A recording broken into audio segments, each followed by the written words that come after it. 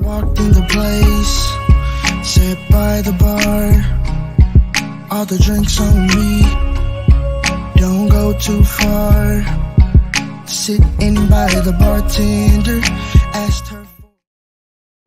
What's going on? What's going on? It's your boy Icon. We're here on 910 Sports podcast once again. And first and foremost, I got to thank God, like I always do, for this opportunity. Because without God, this would not be able to happen for us to come on here, talk, chop it up, talk junk, have great interviews, and do what we do. Before I even get started, I'm just going to go ahead and just get this. I ain't going to say get it out the way because I don't want to say it sound negative, but I'm just going ahead and put this out there. Go ahead and talk. Shout out our affiliates, Villas Global Network and She Real Radio, T-Dub Entertainment Radio. And, you know, if y'all want to hit us up for interview, book us for any interviews, hit us up at 910 Sports. Hit us up at icone910sports@gmail.com. And hit us up and also subscribe to our page, 910 Sports Entertainment Network on YouTube. So that's where you can hit us up, follow us, do all that good stuff. So anyway, I want to introduce my right-hand man, your baby mama's favorite host. You know what I'm saying? The one that, the Dallas Cowboys' biggest fan. Jacob the Great in the building. What's going Yes, on? sir. Yes, sir, man. What's happening? What's happening, man? Just glad to be in the land of the living, man, and just trying to make every day an impactful day so I can inspire somebody else, man. And you know my motto: every day we wake up, we blessed with a chance and a choice. And so Yes, we sir. here, man. Yes, sir. Yes, sir. So let's go ahead and get this interview started with this young man and get his story. And, I'm pretty sure we're going to get some good information and some knowledge tonight. Okay, man. Today, without further ado, we have the Honorable Coach Dunbar out of Wagener Salley, South Carolina, Wagener Salley High School, coaches basketball, and he has a youth program where he coaches football too, in the recreation sector. So, Coach Dunbar, welcome to the podcast. Thank y'all for having me. Yes, sir. Yes, sir. So, before we get into your backstory, man, when people want to know, that's in the sports world, that's trying to build their community, that's trying to impact the youth, who is Coach Dunbar? What type of Uh, answer do you have for them when they ask, who is Coach Dunbar? you're pretty much your community advocate. Um, I kind of went about it a different way, the way that I pretty much knew about it, serving my community. So I'm a community guy. Uh, I'm a people's person first and foremost. I'm you gonna get the best out of me. I'm gonna push you to do the best that you possibly can. Coach Dunbar is. He can be your father. He can be a big brother. He can be your best friend. Somebody that's easy to get along with. I just try to be a pillar to my community. Anything that I can do to help in any way. Just really giving back, man. Just really giving back to people that with the way that it was given to me, to giving back. Okay, okay. So, man, what made you want to be a coach? And before we get into what made you want to be a coach, let's talk about your athletic experience and why you so passionate about sports and how sports has really kept you disciplined as a young man growing up. I've been playing sports since really about five maybe 6 years old. I used to go to basketball camps with the older guys when I was 5, down at HKT Hunter Kennard Tyler High School, and so ever since then I just fell in love with it. Of course, around the time that's 99, 98, so that's the Jordan era, and then you transition a little bit into the AI era. So sports has just always been my dad. My whole family really has been tied into sports. My dad played. All my aunts played either a sport, either basketball or volleyball or some sport in that. And then on my dad's side, I have 5 or 6 uncles that played football. So it was kind of much just instilled into me, not just so much football, but basketball also. But football was pretty much the main focus at that point in time. And ever since then, I just fell in love with it. I love to give. The reason why I coach is you don't get no better feeling than that.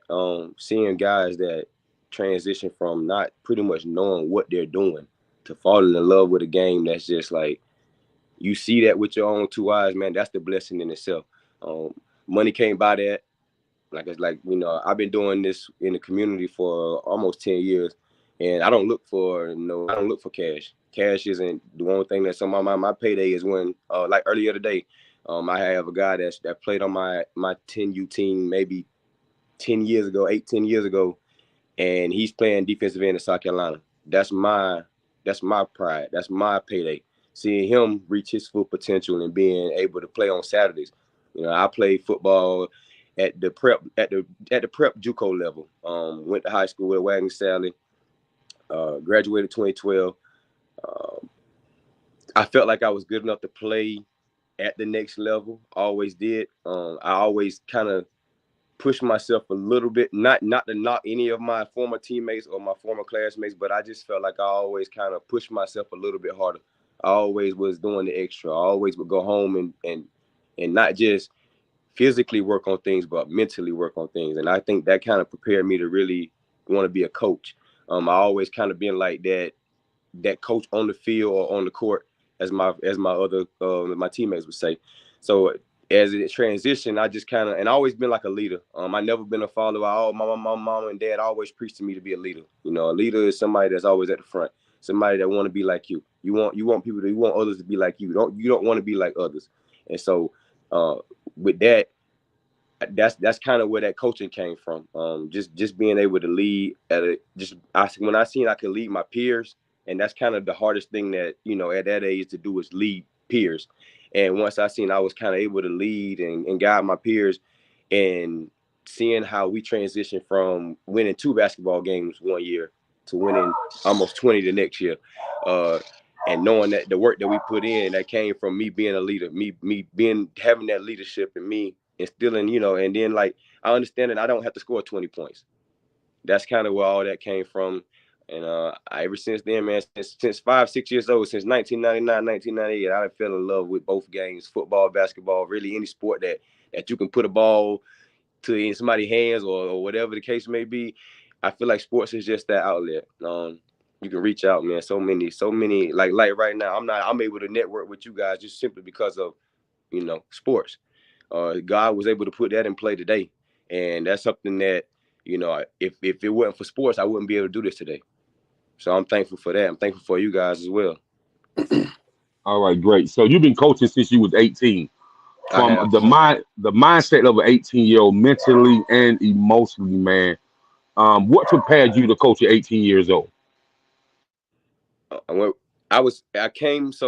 I came back home. I was going to a prep school up in Charlotte, North Carolina called Southern Tech, and I was playing JUCO ball, was prep JUCO ball. And so our season kind of ended abruptly about 3, 4 games in under circumstances that wasn't we didn't really have under control. And so ended up coming back home, and I ended up getting offers and stuff like that, calls, but for some reason I just didn't feel the need to continue to play. I felt like my calling was to do something else. And so when I came home, I already had a kind of popular name because of my athletics in high school. And the kids that were playing in the youth, they were the kids that were already coming to the games on Friday nights and seeing me play. So that was kind of easy for me to relate to them because they remember seeing me vividly doing and excelling. And so when I'm teaching and doing such as, they are actually paying attention. And so once I seen it, I could actually get them to lock in at that age. That made me go push even harder. And then I had a couple guys, older guys that was around me that kind of helped me, because I didn't start off as just the head coach. I started off as a skill squad and worked my way up. But I fell in love with helping guys get better, and that's seeing them put the work in Monday through Thursday, then come out on the Saturday or whatever, the Tuesday or whatever the case may be, and get that W. That's the best feeling in the world. Okay, man. So from football to basketball, man, the skill set. What do you look into a player to see what their skill set are, and how do you help them get their skill set better when they understand what technique is? Because even football and basketball, the people that follow technique and have a great work ethic in the gym, you know what I mean, and or have a high IQ, whether they're playing football or basketball, but that technique comes into play as well. So how do you help them excel in being skilled and following techniques that are going to help them get better? I feel like with I feel like you got to get to know the kids first and foremost. Once you get to know that kid, like you say, you know, you learn his weaknesses, you learn his strengths and his weaknesses. I'm gonna drill that. I'm gonna drill them weaknesses more so than strength. So for so is if I know I got a player that needs more development. I feel like the development is more mental because it's going to be in his head that he can't do this, he can't do that. And once I can break that mold and get into his head that you can do this, and once he start believing in himself, his game would translate to itself. And then, I'm pretty much big on contact at the basket. So that's what I'm drilling on. When we running the drills, we pretty much throwing bean bags at you. We hitting you with bags. We doing all kind of different stuff to prepare you for when you get in the game and the N1. In different situations, just putting them in different situations, the late games, just trying to go over different situations and having them guys that I like right now. Probably got on my AAU team. I probably got 2 or 3 fifth graders that haven't touched the basketball. This past last year, they haven't touched the basketball, and to right now, they're able to call out a press break, able to call out press. Just different things about the game that they wasn't able to do at that level just yet. And so when you instill that confidence in them, that translates to the play on the court. And every kid can't be coached the same. You got to coach every kid different. Some of them need that tough love. Some of them need that, that love. Okay, that's what's up. I coming back to you. Okay, so coach, the we speaking like AAU basketball or whatever, and it seems like the fundamentals of basketball have like went away. When you sit on the pro level, the college level, you'll see a 3-on-1 break, 4-on-1, and a player pull up for a 3-point shot. I When agree. is what do you preach or whatever? Do you I guess co-sign that method, or are you one of those coaches that's still kind of old school, being that you grew up with an old school type of coaching, being with your uncles and your dad and everybody else being from the sports? I'm that old school guy. I'm not that. I'm not Steph Curry. I don't believe in that Steph Curry. Everybody want to shoot a 3-pointer, but go to the rim. You never know. That can be a 3-point play. You go to the rim, get your layup, and one. I don't believe in unless we got that shooter. But the other two, you best be crashing the boards and go and get the rebound. And that rebound don't come back down. They go back up. Other than that, I don't believe in that transition 3-point shot.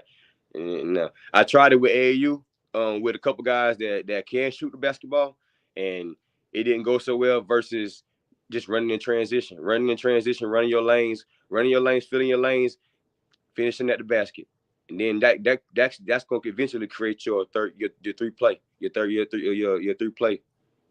Yeah. So as far as your big man, are you teaching them the fundamentals of understanding how to still post up in the paint, or do you prefer your big man to be basically like Carl Anthony Towns, where he think he a two guard in his head, but he really a big man? You know what I mean? So I So kind of do that off of a skill set, really. Off kind of really what my team, what kind of team we got. If I feel like my four can stretch it, we're gonna stretch it out. But that five, I'm gonna make sure that five got to be a dog in that paint. You got to hold it down in that paint, and meaning the four. Yeah, I need you to be finesse a little bit, but I also need you to be your power.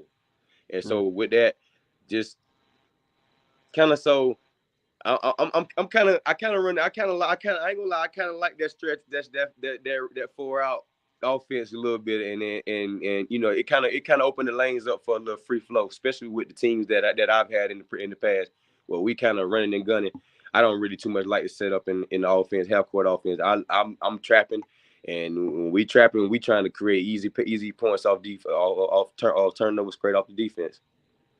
Okay, so by you saying that you like the running gun, so you kind of like that Roy Williams style type of basketball. I'm a You know, UNC guy. yeah, that how they used to, especially when they would have those championship teams where they would like to run a lot. So when it comes to the physical part, as far as the training and the yourself and getting yourself your stamina up, what kind of training methods do you use, or what do you use in practice to get to keep the stamina up for your kids and to keep them in shape? So we first and foremost, when currently right now we're hitting the track and we're hitting the baseball field, softball field, and the football field. We call it triple threat. So that's pretty much how we're trying to get them accustomed right now. Of course, we got a lot of guys that's by us being single A football, by us being single A school, we got a lot of guys that's still playing football. So our numbers are kind of right now. Numbers are kind of low, but we're averaging about 7, 8, and those 7, 8 that's pushing themselves right now in those triple threats. Because those triple threats, excuse me, I've been in those triple threats by playing, and you got to be a dog to compete in them triple threats, and it's a time limit to it. So we try to push that every single day. We try to meet a goal every day. Of course, right now by us just starting that goal, we kind of got to scratch that goal, but by November, by early November, man, we should be at our goal. Okay, so let's talk about the mental health of the kids and the social media impact of it all. So basically, when it like, what my question is with the mental health part of it, a lot of time you have kids who don't want to put the work in. We in a generation now where these kids you'll get 4 or 5 star recruits at a Georgia, Alabama, whatever, Florida State, whatever big schools, Texas, USC, and if they don't win a job that first year, they immediately want to transfer. So how do you mentally keep your kids and the ones especially who that they're gonna have to put in the work to get more playing time, or they're gonna have to wait behind so and so until they move on because they too good for them for this other person to get the playing time that they might want or deserve? I don't feel like nobody is too good to just continuously play. I feel like everybody, if you're on a team, I feel like you have an impact on this team. You have a role. You got a role. Whether your role come in and be, if you the foul man, you just come in and if we need fouls, or whether you be the hype man, or whether you be the defensive man, or whether you be just a slasher. That's somebody that can just distract the defense for such amount of time. But I feel like every man from 1 to, if you got 1 to 8, 1 to 10, 1 to 12, every man got an impact. So I feel like I don't really stretch. I don't like to say that, oh, this is my best player, because at the end of the day, that trickles down to everybody else. And then I told him that, and now everybody else is looking at me like, well.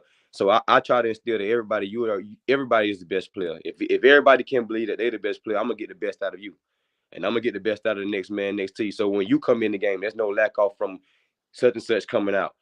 The job still remains the same. You got to do your job just as well as him. Okay, so what intangibles do you look for as the person who the guys that you decide to make your captains of the team? What intangibles is it always got to be the best player, or is it just somebody who shows certain leadership skills and practice on and off the court? Time management, big on that. Who shows up on time? Who's there? Commitment. I'm not necessarily the best guy. The best guy on the floor probably don't have the best attitude, so he might not be the best teammate.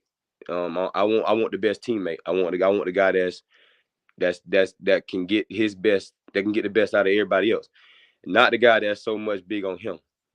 I'm big on team, so I feel like the team concept. No, don't come the minute you come with the eye, you just gonna ride the pine, or you just gonna come till you figure out it's we.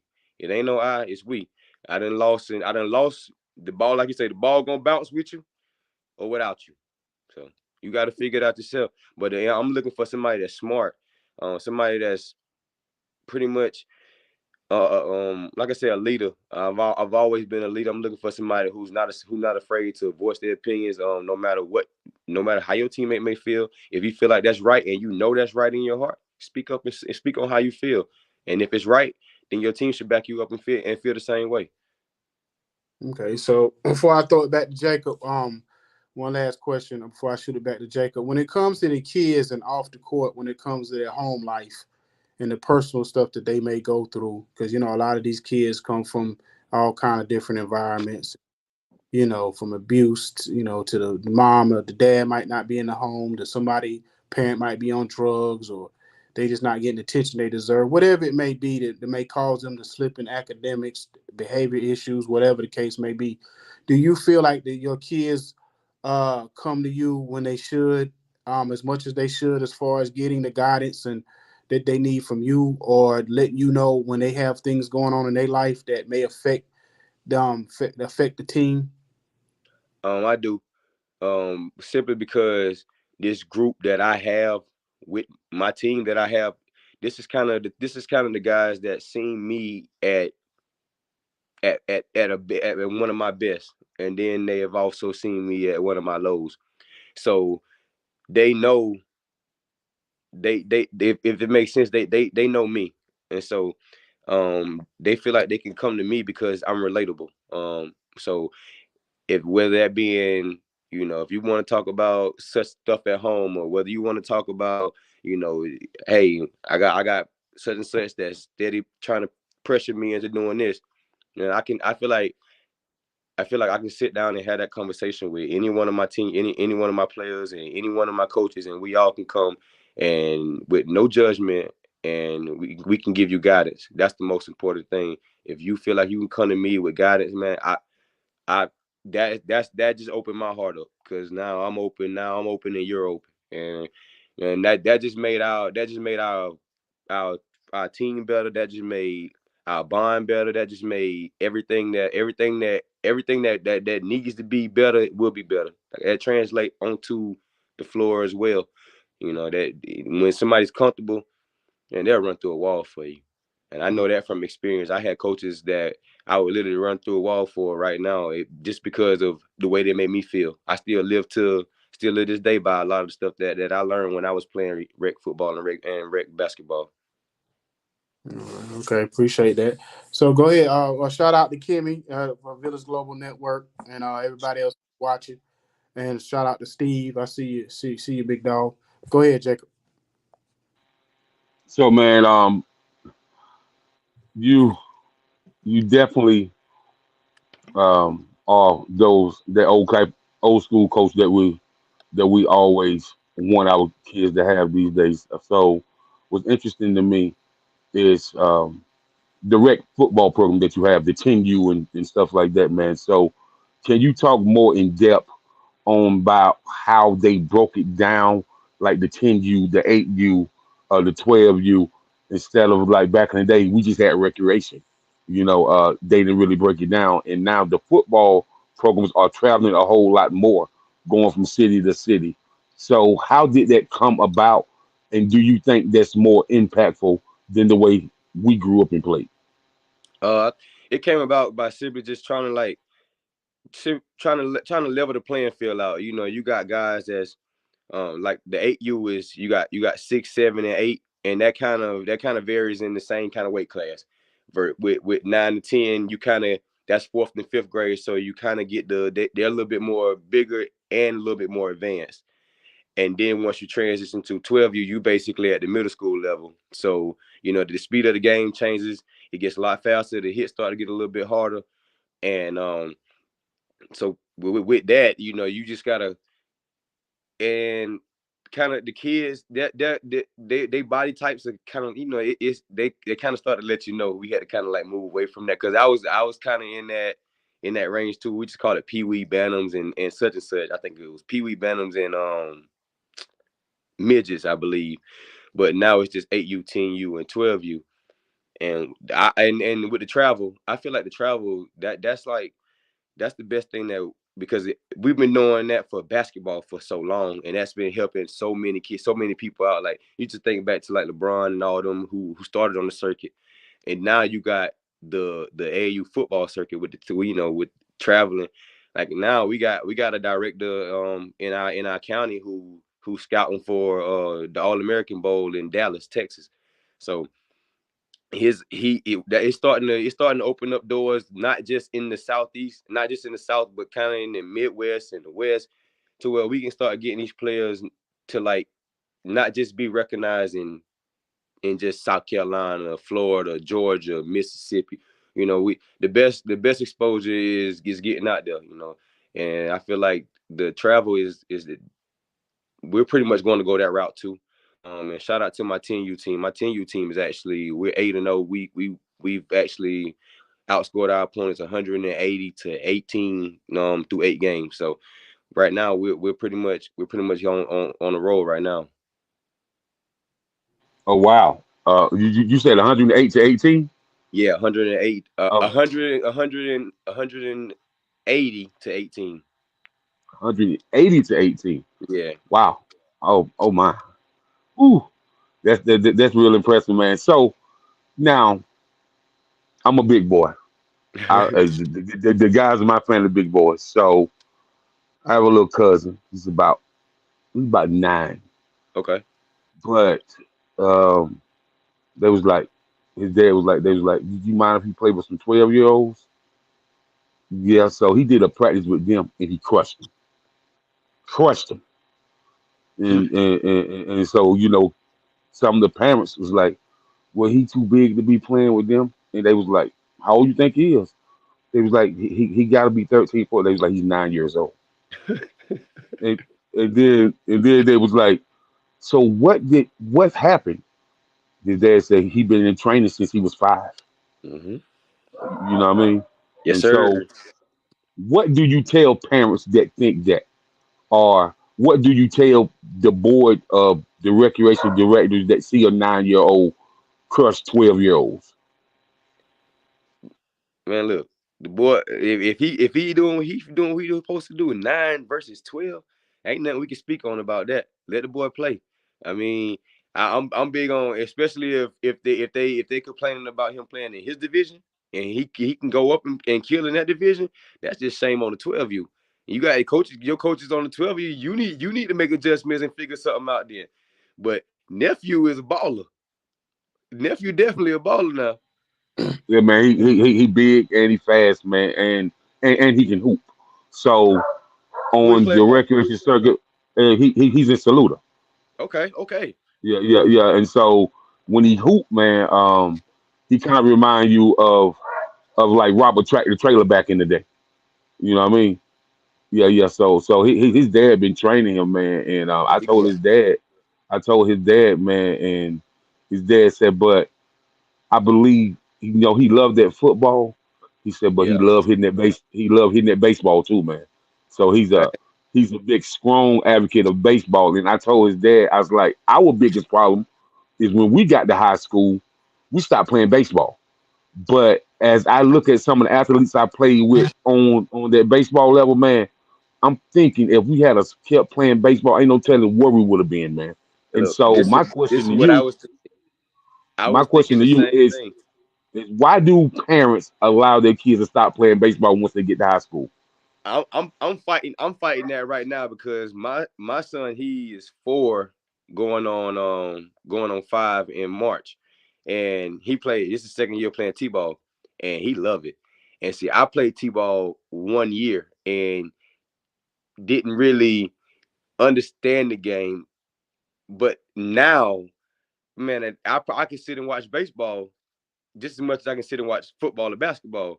And I feel like we put the football and the basketball in our kids' hands so early, and it's so understandable to them versus sitting and watching a 9 inning baseball game that it's just not enticing to them at that age versus you seeing somebody get dunked on or versus you seeing somebody get hit or versus you seeing somebody get a head tap. And I feel like that's it start young because we don't, like I said, we don't put that ball in our kids' hand. We so quick to put the basketball and the football in their hands because it's traditional. It's traditional. That's how all of us was raised up. We was raised up to play. Some of us play baseball, but by the time we get there, we told oh, the curveball coming or something, something similar to that. It ain't just down the middle no more. Now he throwing 90. he throwing 88 at a high school level. So I feel like that kind of breaks them out of that, breaks us out of that, and then by the time we get to high school, the glory and the fame, is Friday nights, Tuesday and Friday nights. But I do think that a lot of people would have still played baseball in high school, but they used to force this thing on kids. Man, you need to go out for track. It's gonna keep you in shape for football. But I will say when it comes to eye coordination, whether you're a receiver, you're a quarterback, you're a tight end, especially if you're a quarterback, I feel like quarterbacks, all of them should at least go out for the pitching position or the shortstop position, or if you got a mean glove on at third base and you're a quarterback. So I think that baseball with the eye coordination and with the arm strength, I think it enhances that person to be better for the next year if they're quarterback or their receiver or their tight end, or even even if they got a glove and they're a linebacker and running them bases gonna get you faster and stuff like that, because a baseball player that can steal bases, man, they are top notch on their football field too. So that's what I think about that, man. So, and with that being said, what is the most skilled position on the football field for you as a coach? Defensive back. Defensive back. You got to be defensive back is the people would say quarterback, but defensive back is you got to it's skill and it's mental, and you just got to be a dog to play defensive back. You got to be you're not gonna be the biggest. So you got the you got a receiver running at you full speed, like he running the fly. Then you got him. He just running you off out of the way. Then by the time you turn around, you got 220-pound running back running right at you, and you got to adjust. I feel like that's the most skilled position that's on the football field. There and a center don't get talked about enough either. A center is actually got to be very skilled because you're snapping the ball consistently at the same way every single time, and then you got to block. That's kind of tough. And I would say on the football field, not because I played it, but just because I know the pressure when it comes to playing that nose guard position. When you got you blocking the center and you got the defensive tackle coming trying to top block you, Mm-hmm. like that nose guard position, man, you got to be a dog, man. Mm, You know what I mean? And you got to have good coordination, and you got to have really quick feet, and you got to have strong shoulders, strong arms. yep. So I would say that's a dog position too. But a lot of people would would say that quarterback, running back, but I also think, man, that defensive end position you got to be a dog too, man, because people look at the pass rush, but a defense end that can pass rush and can master the art of containment on the outside. Yep. Yeah, that's serious, man. And What that's you think, what I'm Icon? preaching now to my young guys. I got a defensive end now. He Hmm. is probably about he ain't the thickest guy, but he know assignment football. He know I set my edge, everything else gonna fall into place. All I gotta do is set my edge, whether he come to me or whether I set my edge and make him flow to the other 10, I did my job. And once they start to realize that, man, and then like you say, once you start to get upfield and you can pressure the quarterback and you can contain. Oh man, you a dog. You a dog. Hmm. Hmm. You a dog. Yeah, I would say the defensive end is the most important play on the defensive side of the ball because if you could, like you said, if you could set that edge and you're a great edge rusher like a Michael Parsons or like a Miles Garrett, you know what I'm saying? People like that, then what happens is if you don't have great corners or great safeties, then you can mask that with a great, with a great pass rush. You know what I mean? Because think about it, in the NFL right now, what do we have? Maybe three or four great corners, Yep. Like most of them, they try to call them shutdown corners or hand corners, and most of them really not. They get burnt left and right. Even a Jalen Ramsey. True. I even get see Sauce. They put Sauce Gardner in basically one of the top corners after 1 year, and I've seen him get burnt left and right this year. So, I mean, do we really? We don't have a Dion. We don't have a Dale Green. We don't have a Charles Woodson. We don't have a Richard Sherman. We don't really have those type of cornerbacks anymore. So that's why the edge rushers getting all this money because the NFL knows that. They know without that, if you can't put your front four can't put pressure on the quarterback, Done. especially in the era where we got running quarterbacks that can run or pass, then you in a heap of trouble. You know what Yep. I'm saying? Especially with all these great wide receivers coming out, like the plethora of wide receivers that we got coming in the NFL now is ridiculous. Like you probably get 4 or 5 great ones, and I ain't even talking about first rounders. Like look at my man down there with the Rams. He just came out of nowhere. You know what I'm saying? And killing the game. You know what I And mean?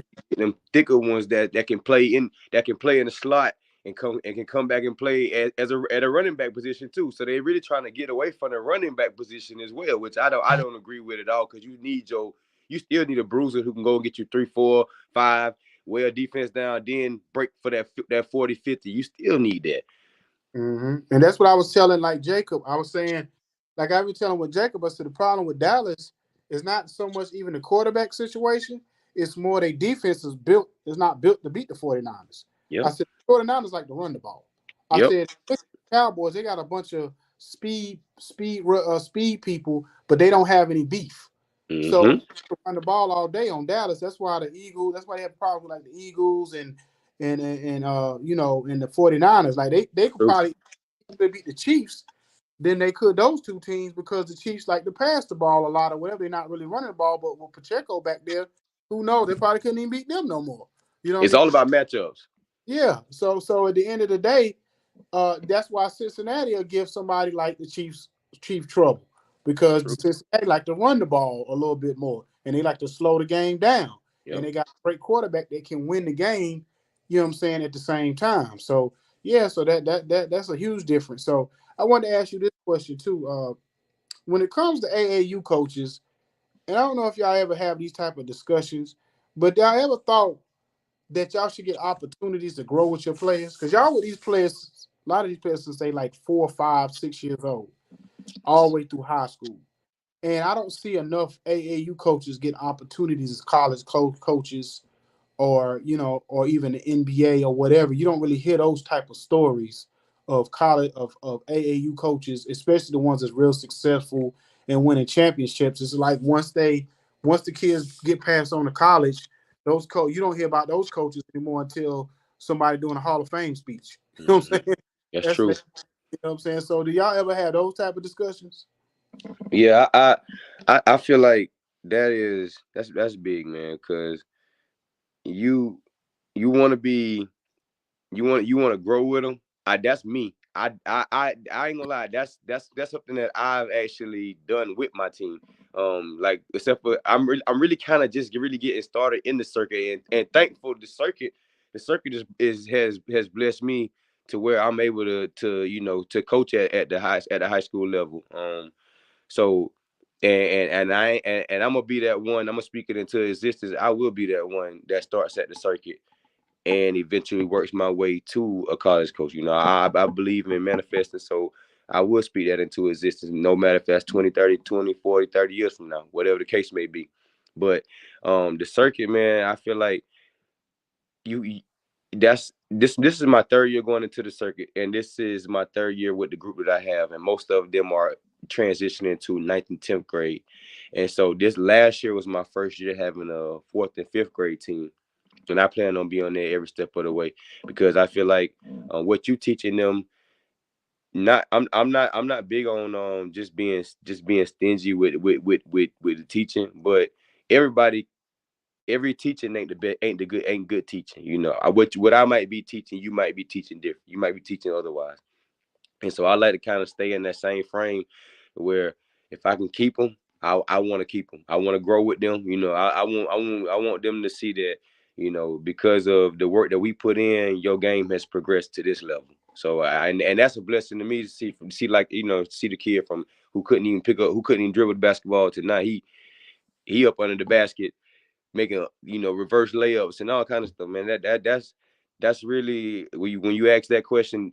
That's what I would love to grow with every single player that's coming through that's coming through my program. Yeah, because even if I look at it from a football standpoint, if you look at look at Shador Sanders and look at the fact that he was able to grow with his dad all the way from high school, from middle school to the Truth Academy, all the Yep. way to,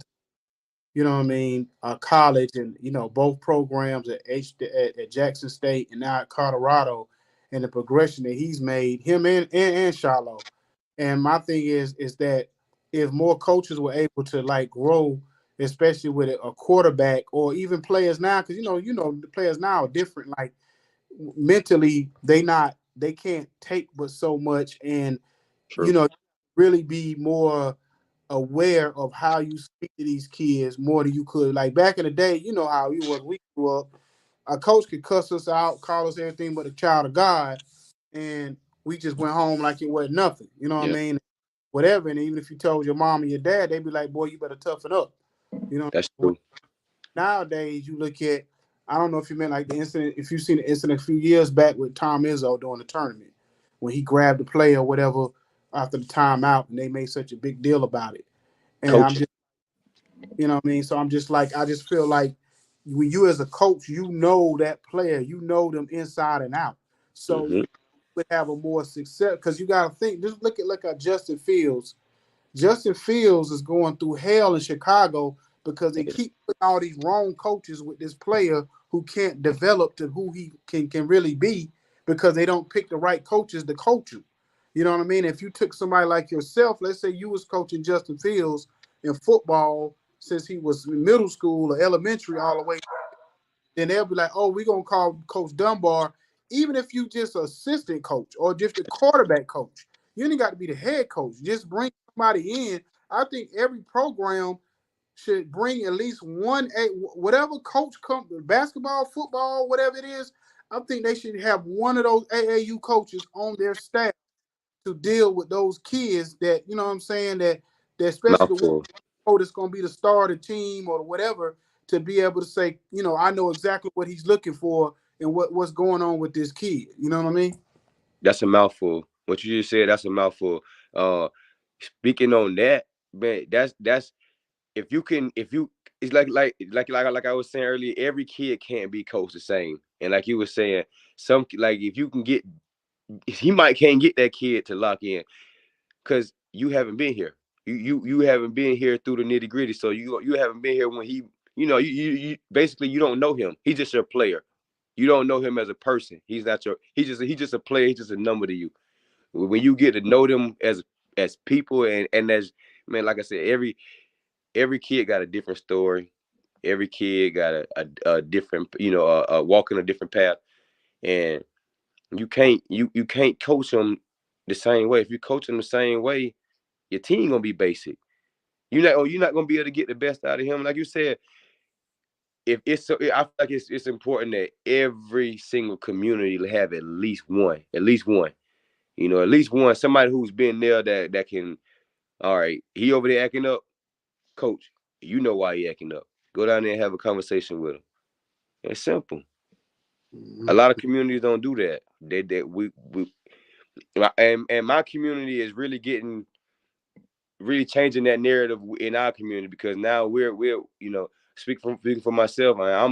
I'm proud to say that because of the work that I put in with my community, I'm God has blessed me to actually be able to go do it at the high school level.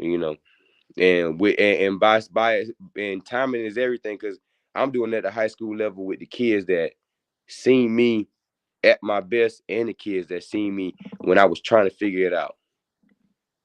Okay. Go ahead, Jacob. So with you being a pillar of the community and practicing and embracing the community development, man, what are some things that you share with your kids about the community, and uh, what are some of the things that they're involved in the community to really keep their mind and their heads on the swivel to really understand you as an athlete and as an academic scholar are always going to impact the community. I just feel like you gotta instill in the small things. It's the picking up the trash. It's the holding the door. It's being a gentleman. We trying to raise people that's gonna get out in this community in society and be successful. Not not no knock on anybody that want to do anything else, but I mean we want people that can come back home after they done did something something successful. Come back home and the community just embrace you.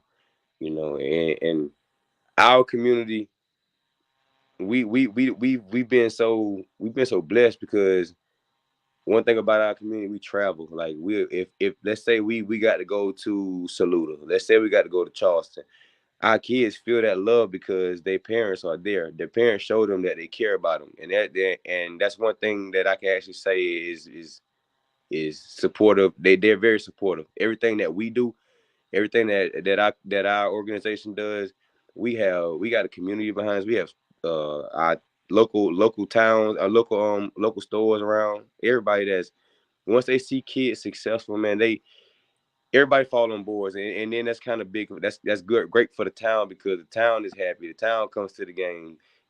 Today it was homecoming for the Wagener BullDawgs, and probably we probably had about 400 or 500 people at a rec park. And that in itself, you can't beat that. Money can't put a price on that. You can't ask for nothing better because you got people that's out of the community that could have been doing something foolish. That's 400, 500 people. Why ain't but so big? Now we got everybody in one section, all enjoying the show. Right, right, right, right. And so with that being said, I don't want to leave the female gender out because I have seen how the AAU programs and the high school programs and even the collegiate programs have progressed when it comes to, basketball, volleyball, and softball. And so, would you being a coach, you being a mentor, and you being a athletic trainer that really train kids, do you also train young females as up and coming athletes? I do. I have a lot of that's. I have an AAU girls basketball team also. So we do the middle school girls AAU basketball, and my lady, she actually coaches travel softball, and she coaches volleyball, and she does our basketball for our organization. And so we like I said, we try to touch as many kids as we possibly can. With they coach, she does the travel ball out of Midlands, called Midlands Bombshells, and they are a great organization in themselves too. And then she comes over and does the basketball with our organization with the Wagener BullDawgs, and she coaches volleyball at the middle school with A.L. Corbett. So we try to touch as many as we possibly can. If anybody wants to put in work, I don't care what gender it is. If you want to put in work, if you want to be successful, if you want to get better, I'm here for anybody that want to get better. If you want to get better, just let me know. And if I'm able and willing and I got time, I'm there any day of the week, anytime. If I got time, it don't matter. I'm there. I want you to maximize your full potential, no matter what gender it is. Okay, so with you with you being on the outside looking in and from the inside looking in, how have you seen female sports grow in the last 10 years? What's the impact that mentors like you and other people that you may know have made on female sports? Oh man, softball and volleyball in itself. For the past, like, for the past 7 years, our high school volleyball team has won region championship for the past 7 years in a row. Um, and that's not just getting to the high school level and then being great at the high school level. That's there. We got a guy that also does a travel volleyball around this area too, and so he gets those young and then he starts those off, and then so like our softball team, um, consistently one of the top teams in single A. Always competing for a region championship, and that starts with our rec softball as well, our rec ball as well at the park. And every year they compete at a high level. They compete every year. They compete against the Midlands, the Lexingtons, and the Gastons, and compete at a very high level. Not just compete, but win championships and coming from a small town in itself, competing against players who can pretty much pick and choose who they want. It's a beautiful feeling in itself. And then once they get to high school and still maximizing that potential and reaching their goals and doing all that, man. Yeah, we got Okay, so something brewing, man. We got something brewing in these little woods down here. they sound like it, man. It sounds like it. So, Coach, I'm gonna ask you these few questions. Then I'm gonna hand it back over to my partner Icon. What are your top two offenses in football, and your top two defenses in football, and your top two offenses in basketball, and your top two defenses in basketball? Football, we're gonna go with the top two offenses. Yes, sir. We're gonna go. I'm big on that wing T, Okay. especially at that 9-10 level. That's kind of hard to stop. You got some speedsters, you just get them the ball and let them go.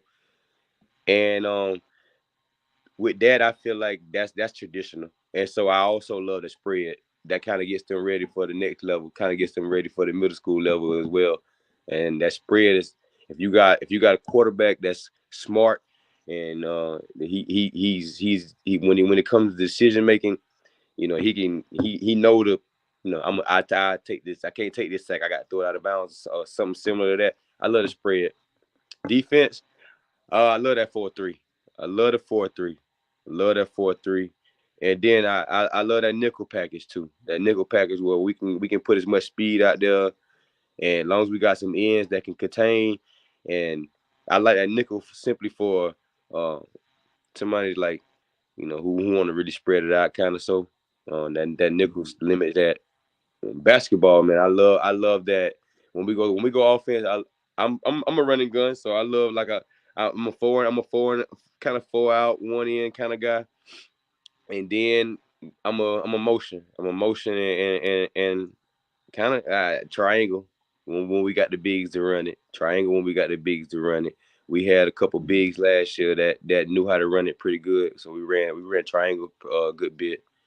And on defense, man, I'm in your face. We're gonna press. I feel like you got to be in that bubble. You got to play. I love 2-2-1. Love the 2-2-1 Hmm. press. I feel like we squeeze that middle, make them go make and push them to the corners. That's all. If that's simple basketball, we get defense to translate the offense and man to man. If you can get in the bubble, stay in this bubble. Let's be man to man. Let's lock up. Man to man is a little different because you got to be a dog to play man to man, and you got to communicate. All five got to be communicating at one time, and all five. It may look like we running with like chickens with our head cut off, but if all five know where they supposed to be at, that's what we want.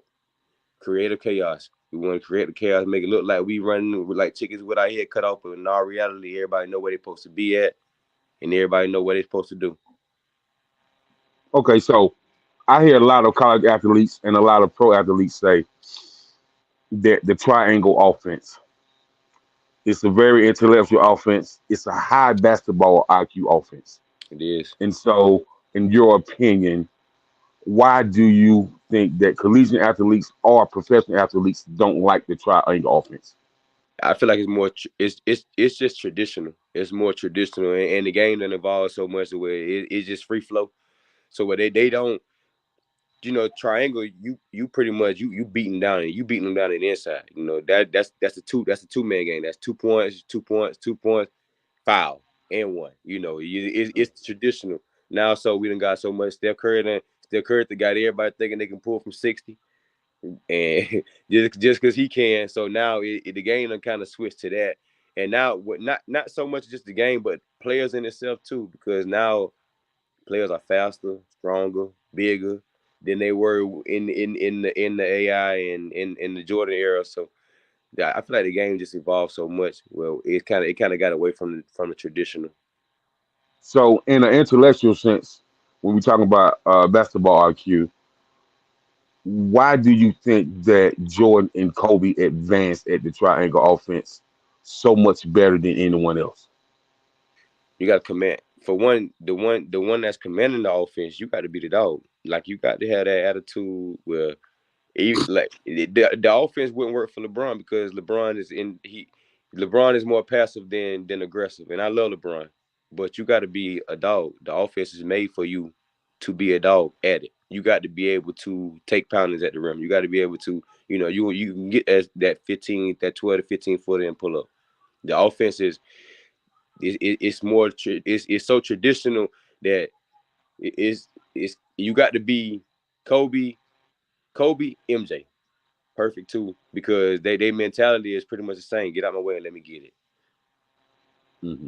Okay, so would you ever switch your offenses up to a 3-1-1? Uh, Depend on personnel. I would. I'm not gonna say I wouldn't because you always got to be open to change. So if you're not open to change and you stuck in your ways, then the game will change for you. And so I'm always open to different schemes and different strategies. But I'm not so big. Like I don't really have a set formation or set scheme. We pretty much I'm a defensive minded guy. I love to get up in you. If I as long as many half court plays as we got to run, the better. Um, so Mm-hmm. I don't really try to. If we got to run them, I would rarely go to, especially half court traditional. I want to go triangle. If we got the bigs, let's go triangle. Let's beat them up. Then you go put yourself in foul So, trouble. so let me ask you a question. With the players that you coach, are there any players that you can switch from that small forward to a wing man like Indiana used to do Reggie Miller? Oh, And I feel like Reggie don't get talked about enough, but Reggie was for, famous with for his skill set without moving with the ball. He didn't have to even dribble the ball. He just come off that screen and he just pop it on you. You know what I mean? And so a lot of players nowadays think they got to put the ball on the floor. And so versus a man who can move around and tire you out and just come off the screen and shoot and not put the ball on the floor like a Reggie Miller and Ray Allen. Do you think that those type of players are still in existence, or do you think people want to put the ball on the floor more in this generation? I feel like with some of my guys that I've had some shooters that I just float around, and it's similar to that because some of them that's their strength. They are shooters, and you don't want them to put the ball on the floor. So I have a couple I have a couple guys like that, and so crazy that was on my AAU team, and it's so crazy that I'm gonna have to contain that this year when we play against them on the JV and the varsity level. So I feel like that's kind of tough to contain there, because once you get a Right. guy that can actually come off the screen and he don't got to put the ball on the floor and he can give you 40, 30 like Clay. What Clay had 60 with how many dribbles in that playoff game? like eight dribbles, something like that. 60, Yeah. 60, 60 with 8 dribbles. Yeah. Right. Right. Right. Right. That's crazy. Like, yeah. So that's interesting to see if a player can still be trained like that. Yeah, And so I feel like players that's obsolete like that, that people don't see like that all the time, those are really, really killer players on the court. So, that's why I asked you that. I come back to you. All right. Well, we only got a few more questions left for you. So one, you can kind of break this debate that me and Jacob had about 30 minutes ago before the show came on. So he was saying that I was telling him about the Oregon Washington game. I don't know if you watched it, and I was saying how the game was a great game because it was back and forth, and he like I don't really like games like that because I like defense. These players, these teams nowadays, they don't really play defense. And I was like, well, I was like this game, you could tell the strategy. They adjusted. I said the first half was kind of high scoring a little bit, and then it slowed down, and they kind of buckled down and locked in, and you had a good competitive game, and the quarterbacks had to both do their thing, and it just came down to the field goal kicker missing the field goal.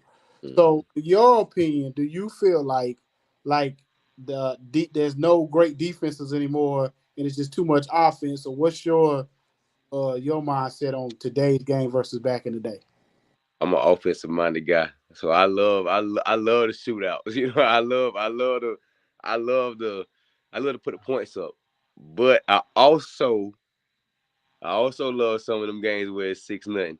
I love them gridiron games where it's a defensive game too. but I prefer me if being a fan. I prefer the shootout. Mm-hmm. I prefer the shootout. Being a Mm-hmm. coach, Okay. being a coach, I prefer the 6-0. Okay. Well, yeah. Okay. So I'm gonna give you a reason why I said that. This one of our current favorite people in college football, Caleb Williams. Oh Caleb Williams. Lord, have mercy. Caleb Williams. Caleb Williams ain't played against nobody who put that mass on you, that pressure on you, that make you run for your life. What Notre Dame is doing to him right now, he's running for his life and he's confused. It's like when Tampa Bay played against Patrick Mahomes, boy. Had Patrick him was running. confused, bro, running for his life. And so with those type of defenses, like the Redskins old defense, the Bears old defense, the 9-5 Cowboys defense, Tampa Bay defense, the Baltimore defense. When teams that have quarterbacks that's always seen elite, it's just like Brock Purdy. When he play a defense that really get after him, then we gonna see what he really made of. That's true.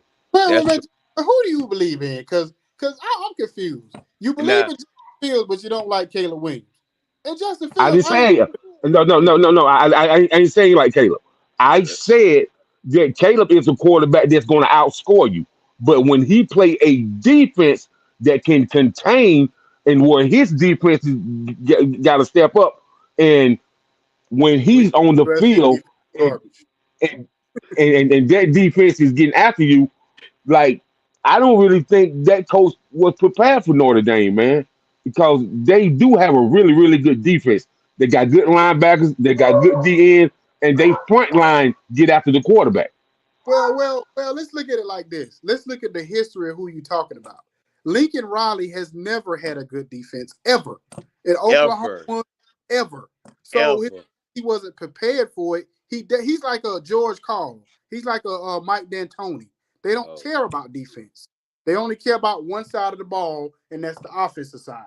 So that's why they are. That's why they always come up short in these moments. And even his offensive line, Caleb Williams running for. To me, this is what people always said about Caleb Williams. Last year when they went like 11-2, people thought like if it weren't for him, they would have been a 6-6 team because their defense was terrible. They were like the worst true. in the nation. And two, he's always running for his life because he really don't have a great offensive line. He has great skill players, but he don't have a great offensive line. And you know, in college football, if your offensive line and your defensive line ain't nothing, you're not gonna win. Period. You know what I'm It's in the saying? trenches.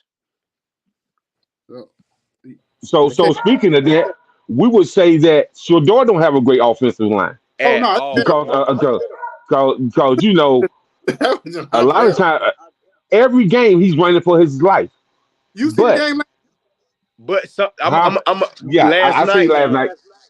he should have stepped up in the pocket when he bailed out the pocket too like that. He bailed out the pocket a little too soon. He should have stepped up in the pocket on that interception in overtime. He had a chance to step up in the pocket too. Yeah, yeah, Now, yeah. now, now, now, now, I can't now Football, listen, man. Listen, man. I don't football. know what's up with them linebackers. I mean, because I don't know what's up with them linebackers that play for Colorado. But a team can't hit you with a 48 dump pass that many times. That was ridiculous. I kept saying, why y'all won't just bring a safety up to like as soon as he slant, that safety should be sitting right there on top of him. Yep. I don't care what you let somebody else beat you at this point. But don't why you let this man pretty much play backyard football on you when they literally ran the same play like 15 times in a row. Like Yep. this is you know what I'm saying? Or whatever. I would rather seen him get burnt like on that one play because he really didn't get burnt. The dude just made a great play. You He know what I'm made saying? one hell of a play. Yeah, that was just a great play. I don't care. That could have been Dion Yeah. because that was just a great. You know what Yeah, I'm saying? he made a play. Yeah. So I mean, And, but and, and I'm go gonna ahead. say this, man, before we close out. If Shador, he got about 5 great receivers. But who is the offensive coordinator? Because there were certain plays last night that the play calling should have been, where they should have ran curl routes. You know what I'm saying? I'm talking about a quick 11-yard pass curl route to the outside. It was wide open all day. Mm-hmm. Why don't teams ever run curl routes no more, man? Everybody want to go all the way down the field. You know, like Tom Brady was famous for that 12-yard curl route. He was famous for that 15-yard slant route.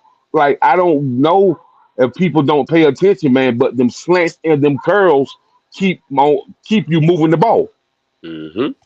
Yeah, And well, if you got receivers that's coming off the line of scrimmage, running like they're running the fly, then you breaking off that curl, man, you're gonna win that route every time. and that's what I said to Jacob too. And I said he said that he kind of basically frustrated because teams don't run option no more. And I told him, I said, in this day and age, the athlete they too athletic and too big and fast because the option play takes too long to develop. It And do. it really against a great team like a like a Georgia, Alabama, Michigan's defense, Mm-hmm. Ohio State. Can't run those. You can't run option against great defenses. That's why I think they don't really do it no more. You most definitely can because the play, like you say, the play gonna take too long to develop. Then that pitch out it's just putting yourself in jeopardy. One, like you say, the players faster, so that corner shooting down. The corner shooting down, they already on their assignment. You got linebacker, got quarterback, corner or the next man outside got your back, and they already there. So that's why that read option really took that out though. The read option took the speed option out. Okay. Well, let me ask you one last two quick questions. And this you probably the first person I've asked this on both.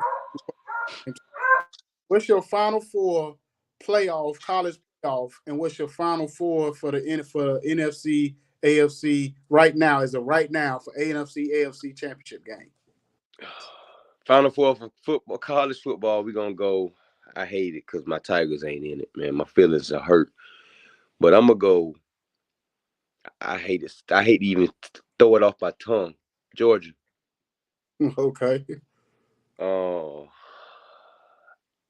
mm, I like USC. I like USC. Well, they get beat now, so I don't know. See, I ain't been as They getting prior the break before the debate interview. off of them. So USC. Let's go. 3. We gonna go Michigan. 4. I don't like Ohio State. I, I don't like Ohio State, but I'm gonna throw them in there. I think that playoff will look pretty decent right now for the NFC, AFC. Michigan is depending on how that last game go. Like, so if they go in both undefeated, and see, because next week Ohio State got Penn State, but I hate Penn State. I call them the pedophile school. I can't do it. I want to lose every game. I hate. Yeah. They knew what the hell was going on so long, and that they covered that mess. They knew what was going on. Yeah, I can't root for Penn State at all. Yeah, they knew. No shape, form, or fashion. They But this is bro. This is my thing. You in college, right? And it's people come out of high school that look like me in my size, but they taller. You know what I mean? So you telling me that you 6'5", 310 pounds, or you 6'4", 296, and as a young man, you let this happen? Listen, man. Listen, man. I just, boy, listen. I don't know, man. And then when when I told somebody, I said, if Joe Paterno ain't coaching football, that man gonna die. I said football was the only thing keeping him on the go, man. And as soon as it, bam.